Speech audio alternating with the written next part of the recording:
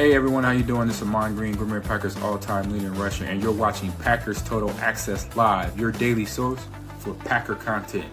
Go Pack, go!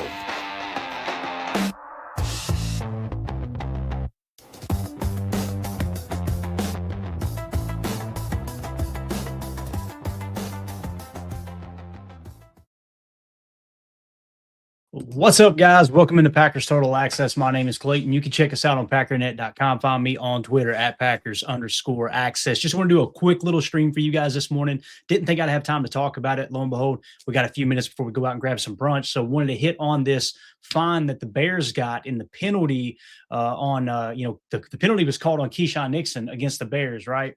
And no flag thrown on the Chicago Bears. Everybody all over Twitter was talking about this, not just Packer fans. There was mainstream sports media people like Jordan Rodriguez mentioning it. I know there were several others that were tweeting out like crazy, like what in the world is going on with it? I think Dan Orlovsky, another one, what's going on with this Packers-Bears game and the officiating? Seemed like it was very one-sided.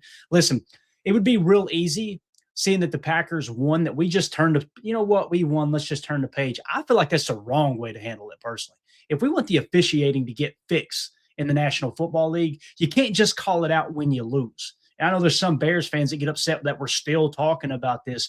The point is, even if the winning team, if you come out with the win and then you just decide, okay, no, well, let's just forget about the penalties because we got the outcome that we wanted, that's the wrong way to handle it. It's the wrong way to look at it. Again, if we're loud enough as a fan base, not a Packer fan base, Bear fan base, Viking fan base, a NFL fan base, if we're loud enough, maybe they'll make some changes to the way this NFL officiating is going on. Isn't it amazing that you can challenge all these different plays, but it's not you? There's no way that the officials can stop the game and just look at a penalty real quick and, hey, let's make sure we got that flag right. Why is that? Do they want there to always be some kind of muddy water, a little bit of smoke in the air that you can't get a clear picture on exactly how things go? Do they want that little bit of maneuverability? I don't know. I'm just asking questions. I'm the dumb redneck podcaster out here asking questions. I want to know what you guys think in the chat. And we're going to go through the latest update on this, in which a Bears player did get fined. And we're going to talk about the impact that penalty had on the game. It's going to be a real quick stream. That's what we're going to dive into. And, of course, we'll be back later on today, 2 p.m. Central, for the PTA pregame show, taking you right up to kickoff for the Packers-Broncos matchup. So before we get into this, if you would, do that YouTube stuff for me real quick. Hit like.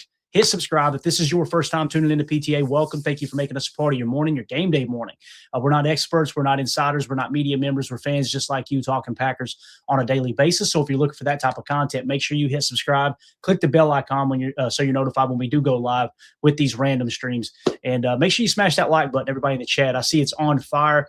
I wish we had time to hang out with the chat and actually get your all's take. So please make sure you comment on this video and the one that's going to be edited out later, because we want to hear your opinion. Again, I got to run out of here real quick or my wife's going to be mad. Let me tell you, let's jump into it. Okay, so this is the play that we were referring to, obviously, from the matchup with the Packers and the Bears at Lambeau Field last week.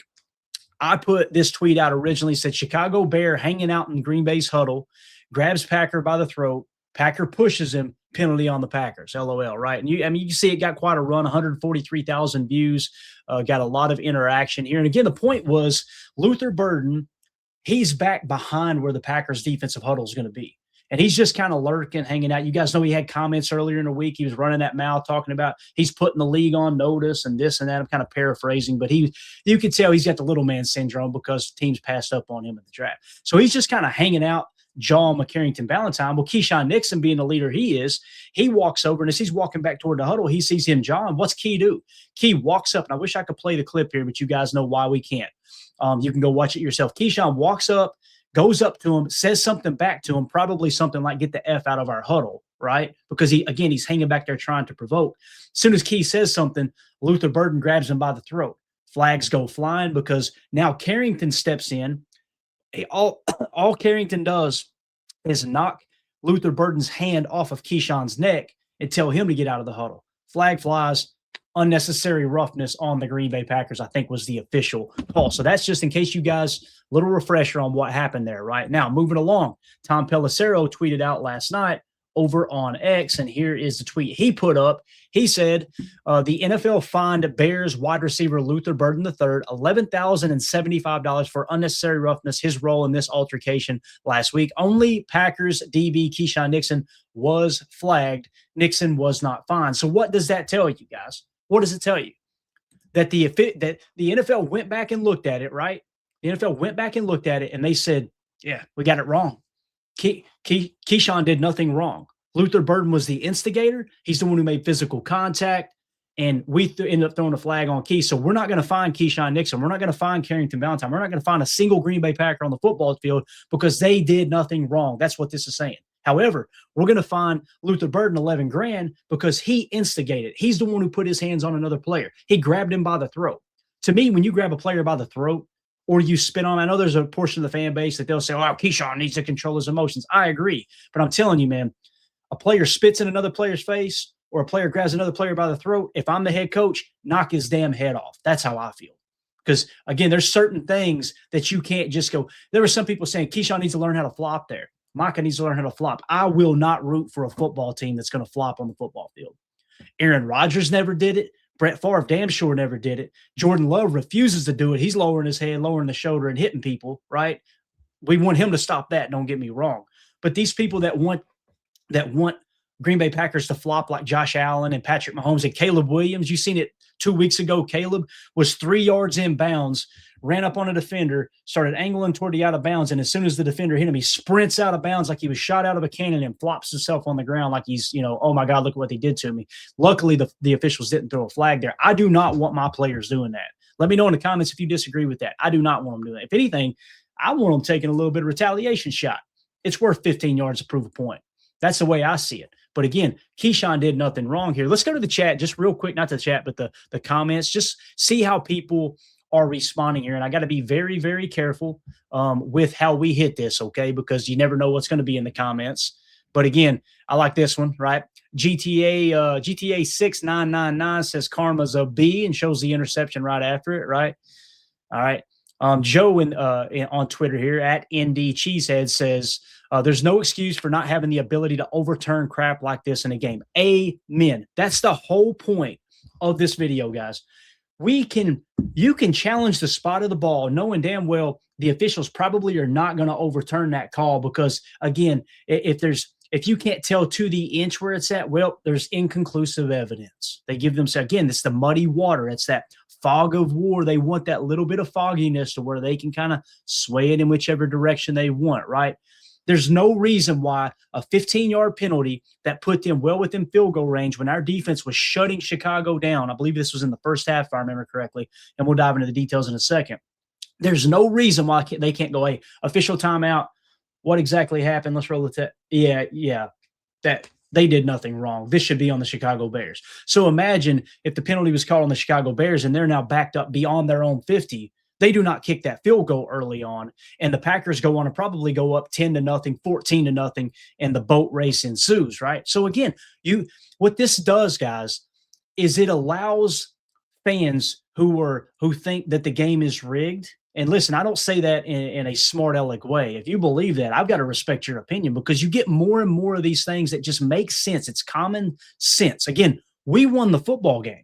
We were able to overcome these bad calls all day long. So I'm not coming at you like this bitter fan that we should have won the game and they cheated us. No, I'm going, this is the winning side, and it's still ridiculous. Get it right so we can remove all of this negative talk about the league as if things are being fixed. It's silly. It's absolutely ridiculous that they don't want that bad reputation removed, right? So I completely agree with what Joe said there on Twitter. And of course, I tweeted it back out last night, and I just want to see a couple of the comments from our regulars over on X, right? I said, gotta love it when the NFL officials are proven wrong, yet they just move right along like it didn't impact the game. Even with their help all night, the Bears still couldn't take the lead one time. They didn't lead this game one time. And again, it feels like, again, allegedly, it feels like on the surface when you got a team that the Packers were 6.5-point favorites, right? And I'm just workshopping here, okay? You got a team that's 6.5-point favorites. I think they were already up by 7 points. And now if that penalty flag goes against the Chicago Bears, they don't score there. All of a sudden that point spread, boy, it gets blown out of the water, don't it? But instead, you get that works out for the Bears. You get the other. I want to say there was like 5 or 6 penalties. I know we had like 45 or 50 more penalty yards, maybe more than that by the end of the game. Last I stopped checking. You get all those penalty yards that add up, and all of a sudden the Bears are in the game at the end, right? They're just right there in the middle of it. It's funny how that works. It seems like a bad call. This is my point. A bad call never happens that extends that point spread well beyond what the spread is, right? It just seems like that happens more times than not. Not always, but more times than not. In the comments here, Kevin says refs need to start getting a demerit system. They get so many in a season, they are not brought back next year. Hey, that's some kind of action, right? I'm down with it. Florida NAFO fella, if I'm saying that right, the refs tried to give this game to Chicago multiple times. The NFL has to institute some sort of fine for them missing egregious calls. Also, why is this type of thing not reviewable? Yes and yes. Now, why do they not fine them? Well, I'm learning a little bit more about the officiating situation. It seems like I've been fed a bunch of information over the years that the refs are just part-time employees, and it's not their fault. They're doing the best they can. This is more of the league. I'm finding out now the refs have a union. And if Pat McAfee was correct on his show, I think they said that the NFL is not, they're not allowed to contact those officials in the offseason. They're getting paid over 6 figures, if I understand correctly. I believe that's the last time. It may not be 6 figures. It's not like they're getting paid minimum wage. These guys are getting paid really, really good money to be officials. Shouldn't there be something in the offseason that the NFL is working with the officials on trying to get this thing figured out and better? Isn't that weird? That there's just this little vagueness left out there for things to just kind of go, it's just the way it goes. So completely agree with what Florida fan there said. Luke says, this also was the penalty that got them into easy field goal range, and they got another 2 yards on the next 3 plays and kicked a 33-yard field goal that would have been from 50 in the code. Just a disgraceful job by these referees. So that right there is the point I want to hit on a second. And again, shout out to at LVRIELING. I know I'll butcher the name there. LV Riling, maybe. Shout out to them because this is exactly how I feel, right? How did this impact the game? I'm glad you asked. Let's go to the box score. Let's go to the chart real quick, and then we'll get you guys out of here so I don't get divorced, all right? So here is how the game unfolded. First possession, first quarter, Bears got the ball first. They end up having a punt. 3 plays, negative 5 yards punt. Next drive, the Packers went 13 plays. We threw an interception, of course. Look at the defense again, guys. The very next drive here, right here. 3 plays, negative 5 yards again. Packers defense just dominating, right? Packers come out, 5 plays, 15 yards. We end up having a punt. Bears came out, 5 plays, 15 yards. They end up having a punt. Then watch what happens. The Packers go on an 11-play scoring drive. 80 yards, 5 minutes and 50 seconds off the clock. They go up 7-0. Now here comes the Bears' first score. We've been shutting them down all day long, right? The Packers started moving the ball. We just made that one mistake, throwing the interception, obviously. Now all of a sudden, watch what happens. 14 plays, 59 yards, right? So let's see what happens here. 3-yard run by Monunga, 4-yard run by Monunga, right? 12-yard pass from Caleb, short to Burden, ran out of bounds, so 12 yards there, right? On a 3rd and 3 play. Incompletion on first down by Caleb. That was a surprise, right? My God, what was it? 40-some percent completion percentage in the first half. 2-yard run by Monunga, okay? And look right here. 2-yard run, however, illegal use of hands by Keyshawn Nixon. So they call Keyshawn Nixon for illegal use of hands on that play, 5 yards. But again, I think that's an automatic first down, right? So there's one first down that they got off a penalty on that drive. 3-yard run by Monunga, 3-yard run by Monunga, 3-yard run by Monunga. And then on 4th and 1, Caleb Williams scrambles right for 5 yards, picks up the first down, which, by the way, go back and watch that play. Tell me you can't spot a holding on that.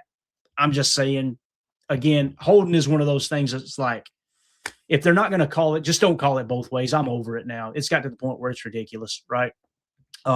So next, here you go. On the 4th and 1, right, they pick up the first down. So 1st and 10, they're at Green Bay's 34-yard line. And look at what happens. Monunga, left guard for 1 yard, okay? Penalty, Keyshawn Nixon, unnecessary roughness, 15 yards, and forced at Green Bay's 33-yard line.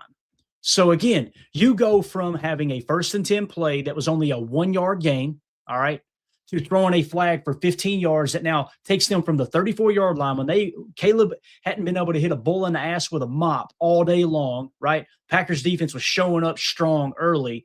They get 15 yards, pushes them down to Green Bay's 18-yard line, right? And then, of course, negative 4-yard pass, which is hilarious, right? They lose 4 yards on a technical pass there from Caleb to DJ Moore. So now it's 2nd and 14 back to Green Bay's 22-yard line. Imagine if that play had happened from the 34-yard line. What happens? Forget the fact that Luther Burden should have been penalized 15 yards, but just imagine if that play happens. They're already out of field goal range in the cold, right? So you tack on the 15 yards, and they're actually going from the 34-yard line back to, what would that be? Help me with the math here. Got me be midfield, right? So you're at midfield, then you get a negative 4-yard pass, a 6-yard run, a 1-yard pass, and there's no way you're kicking a field goal from midfield. Now, that's how the game now became, okay, this is going to be a bit of a nail biter, right? It's a real bad look. Again, not only that everyone who had 2 eyes to see could watch the replay and go, man, Keyshawn didn't do a damn thing wrong. Their guy talking trash in our huddle and then walked up and choked one of our players, and we get flagged for it. And, oh, by the way, that's just going to give them a field goal. So, again, what did we win by? 7 points? So, and look at what happened right after that. Packers touchdown, Bears punt, Packers punt, and then the Bears touchdown in the third quarter there. So imagine if you're up there by 10. I mean, you're essentially going from a 7-point lead, 7-0, right, to they don't get the field goal. Now you go up 14-0. They have no momentum whatsoever going into the second half. I mean, none. That one penalty, 2 penalties on that drive, which extended that drive, really made things interesting.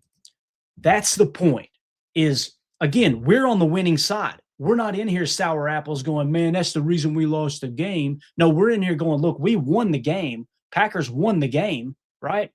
But can we do something about the freaking officiating, for Lord's sake? I mean, if this had been a good team, we probably would have lost the game. But again, the Bears fans are like, look how close we played you. Go back and watch every single flag that was thrown. Go back and watch Micah Parsons rushing the quarterback every single time. Not refusing to call a flag on Micah Parsons. And then, of course, they're going to call the hold. That's the other thing, too. Was it in the Bears game, guys, that we got called for a hold on a punt where the long snapper puts a hand on here and hooks another guy as he's coming up the middle? I think it was. It might have been the week before. But regardless, you're going to call that hold on a punt protection, but you're not going to call a single hold on Micah Parsons. He's getting triple teamed, and we've got pictures of tackles with their hand literally around his throat, just like Luther Burden. Yep. There you go. Nick confirms. Yep. So again, man, it's just one of those things that I want this to not be an issue. I'm so sick of it being a conversation. I'm so sick of it. Now people are going, well, why are you doing a video on it, Clayton? I'm doing a video because if we don't get loud enough about it, this is only going to get worse. And if you want to know how that can be, look at what happened to the NBA this year. Again, you guys know, I think that gambling, I'm not anti-gambling. I love when people get excited about putting action on the game. It's something that's been a part of the game for a very long time. I'm not, hey, we should get, betting out of sports and out of football. I'm simply saying you're heading down a road right now where the rumors are just going to get louder and louder and louder. And this is going to turn into the freaking WWE. No shot at the WWE. If you like that, that's cool. I'm just saying this is going to get to the point that if we're not loud enough and we don't get some kind of plan in place, you know what fixes this? It's an easy answer. It's such an easy answer. Make penalties replay viewable. That's all it is. Make it where you can, okay, if you get, a holding call or whatever, maybe and here's the thing, they'll probably put it in the coach's hands. Okay, well, you get one of those a game. What are we talking about? Are we talking about trying to get the calls right? Or are we trying to make this a game within the game? That's so silly. Just let the coaches, the eye in the sky, back in New York, they'll take a quick look at it. And you know what they got to do? That official's got to stamp their name that, nope, I watched it back. Imagine an official in New York and his name has to be released that, hey, I watched that replay back and I said, yep, they got the call right on the field. And then we're watching everything unfold and that player gets fined and they acknowledge that it was bad. Now, guess what? Just like we said earlier in the show, that's a negative mark on that official. There's so many easy ways from a business owner standpoint, guys. I am not a smart man. I'm very, very just common sense. I am one of the most undereducated people you'll ever meet in your life. But there's so many answers right in front of our freaking face on how to fix this.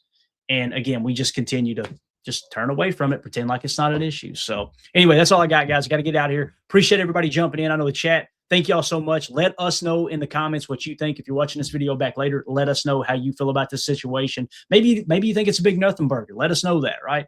But if you got another answer, how do you fix this? How do you get this out of the National Football League? We want to hear from you.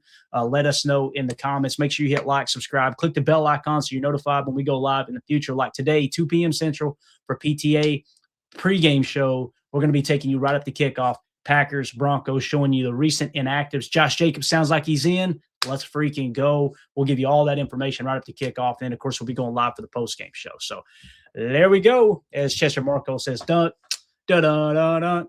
Go, Pack, go. We'll see y'all tonight. Appreciate y'all. Here we go. We're out. Bye, guys.